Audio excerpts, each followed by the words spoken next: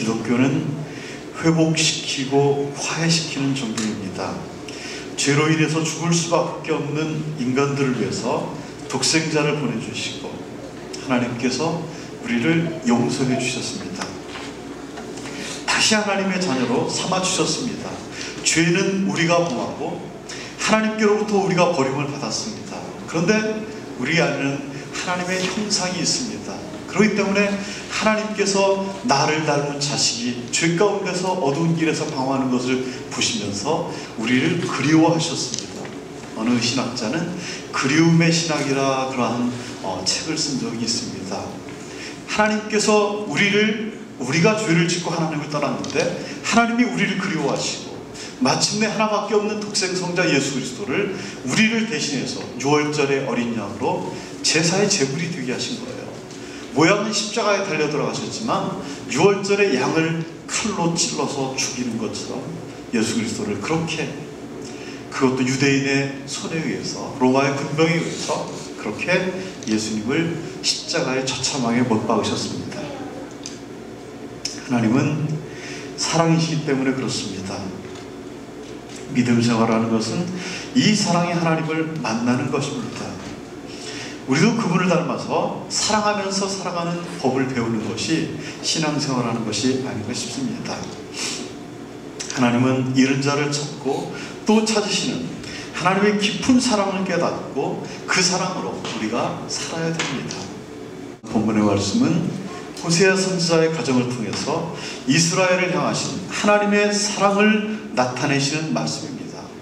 호세아와 그의 부정한 아내 고멜의 관계를 통해서, 고멜은 호세아의 사랑을 저버리고 집을 떠나서 다른 남자와 방탕한 생활을 하다가 몸까지 팔려버리는 그러한 음녀가 되어버렸습니다. 하나님께서는 그러한 여인을 사랑해서 몸값을 치르고 데려오너라 라고 말씀하십니다.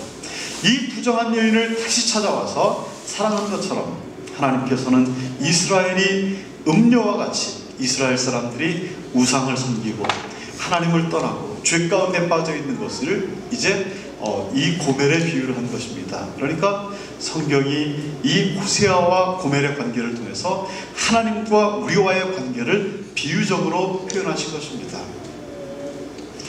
우리 성도는 영적인 이스라엘 백성이라고 말을 합니다. 이스라엘 백성들이 죄 가운데 빠져 있는 모습을 보면서 이제 호세아 선지자를 통해서 그들을 회복시키는 과정은 죄로 인해서 우리가 하나님의 이름을 아바 아버지라 부를 수 없는 그러한 상황에 있는 우리에게 하나님의 무한하신 사랑을 보여주시는 그러한 관계인 것입니다.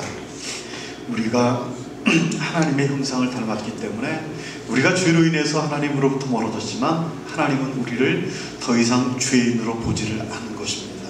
그래서 우리에게 하나밖에 없는 독생자 예수 그리스도를 십자가에 못 박으면서까지 구원의 은총을 우리에게 베풀어 주신 것입니다. 하나님께서는 에덴 동산에서 범죄하고 숨어있는 아담을 부르면서 아담아 아담아 네가 어디 있느냐 라고 찾으셨습니다. 오늘 말씀은 남편을 버리고 이제 음녀가 된 호세아의 아내를 찾아서 다시 사랑으로 하나님을 떠난 이스라엘 백성들에 대해서 하나님의 사랑을 말씀하고 있는 그러한 내용입니다. 다시 말씀드려서 관계를 회복시켜 주시는, 치료하시는 그러한 하나님, 다시 한번 기회를 주시는 그러한 하나님의 사랑을 우리가 이 말씀을 통해서 우리를 향한 하나님의 사랑이 이러한 말씀이구나 느낄 수가 있습니다. 1절에서 2절의 말씀을 보면은 다시 찾으시는 목적이 있습니다. 왜 하나님께서 다시 찾으실까? 그것은 하나님께서는 사랑하는 종 호세아에게 이렇게 명령을 합니다. 너는 그 여인을 사랑하라 라고 말씀하십니다. 남편을 버리고 나가서 다른 남자들과 함께 음란한 그러한 행위를 하는 고멜을 찾아가서 다시 사랑해 주거라 하나님께서 명령을 하십니다. 사람의 힘으로 할 수 없는 그러한 것을 하나님께서 명령을 내리셨습니다. 세상에 이런 일을 어떻게 할 수가 있겠습니까? 이것은 하나님의 사랑을 호세아의 삶을 통해서 선포하라는 명령인 것입니다. 아름다운 가정, 화목한 가정, 행복한 가정을 우리가 만들어야 될 이유가 여기에 있습니다. 가정은 가장 작은 천국의 모형입니다. 가정은 교회의 축소판입니다. 여러분, 우리는 이 가정의 회복 운동을 먼저 일으켜야 됩니다. 가정 안에서 사랑이 없으면 그것은 교회 안에서도 사랑을 이룰 수가 없습니다. 하나님은 그만큼 가정이 소중하기 때문에 호세아에게 인간으로서는 도저히 용서할 수 없는 그러한 여인을 가서 데려오너라 라고 일방적으로 명령을 하십니다. 사랑할 수 있는 자를 사랑하는 것은 사랑이 아닙니다. 사랑할 수 있는 사람을 사랑하는 것은 누구나 할 수 있는 일입니다. 우리는 하나님의 이 사랑으로 구원을 받았습니다.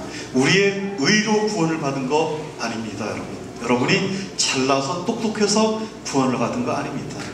이것을 혹자는 in spite of love라고 그렇게 말을 합니다. 그럼에도 불구하고, 내가 이렇게 죄를 지었음에도 불구하고, 이렇게 부족함에도 불구하고, 이렇게 허물이 많음에도 불구하고 하나님께서 감당할 수 없는, 거부할 수 없는 은총으로 하나님께서 우리를 구원해 주셨습니다. 호세아는 하나님의 사랑의 약속을 믿었습니다. 그렇기 때문에 이 일을 하게 된 것입니다. 3절에 보니까 호세아는 다시 데려온 아내에게 이렇게 부탁을 합니다. 너는 많은 날 동안 나와 함께 지내자라고 말을 합니다. 하나님의 명령이 떨어지니까 어떻게 호세아가 그렇게 말할 수가 있겠습니까? 아내가 나가서 음녀처럼 생활하고 그렇게 더러운 삶을 살았는데 나와 함께 오래 지내자, 어떻게 이렇게 말할 수가 있겠습니까? 신앙 안에서 변화된 사람들, 그러한 사람들이라야만이 이렇게 말할 수가 있습니다. 우리는 십자가의 사랑을 깨닫고 하나님이 나를 사랑하셨듯이 형제와 이웃과 교회를 사랑할 줄 알아야 됩니다. 하나님과 호세아와 고멜과 이스라엘과의 관계는 하나님께서 하나님과 십자가의 사랑과 범죄한 우리와의 관계를 대비시켜서 이렇게 말씀으로 주신 것입니다. 하나님은 회복시키시고 고치시고 상처를 싸매어 주시는 하나님이십니다. 가정마다 아픔과 고통이 없는 가정이 없습니다. 뭔가 넉넉한 사람은 넉넉한 대로 또 고통이 있습니다. 없는 사람은 없는 사람대로 또 고통이 있습니다.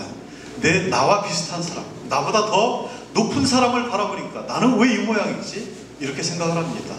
우리보다 어려운 사람, 가난한 사람, 불쌍한 사람, 더 힘든 자들을 바라볼 때 우리는 하나님께 받은 것이 이렇게 큰 것이구나, 하나님 감사합니다 라고 하면서 우리가 살아갈 수 있습니다. 사랑도 마찬가지입니다. 왜 나는 지지리도 이렇게 못난 아내와 살아야 되나, 이렇게 지지리도 부족한 남편하고 살아야 되나 원망을 하면은 남편과 아내가 더 작아 보입니다. 하나님께 감사하면서 귀한 가정 주신 거 감사하고, 하나님 사랑으로 우리가 함께 기도하면은 초막이나 궁궐이나 내 주에 숨으신 곳은 그 어디나 하늘나라 라고 이렇게 말하니까 고백하는 그러한 찬양을 부르게 되면 우리 가정이 화목한 사랑의 공동체가 될 줄 믿습니다. 이처럼 우리 성도님들의 가정들이 다 이러한 사랑의 공동체가 되시기를 주의 이름으로 부탁을 드립니다. 고마우신 아버지 하나님, 하나님의 그 형용할 수 없는 사랑을 하늘을 두루마리 삼고 바다를 먹물 삼아도 다 표현할 수가 없다라고 아버지 찬송가 기자는 고백을 합니다. 아버지, 이것이 우리의 고백이 되게 하여 주시옵소서. 오늘 하루를 살아있음을 감사하게 하여 주시옵소서. 아버지, 우리에게 잠잘 수 있는, 등을 대고 따뜻하게 잘 수 있는 처소를 주심을 감사하게 하여 주시옵소서.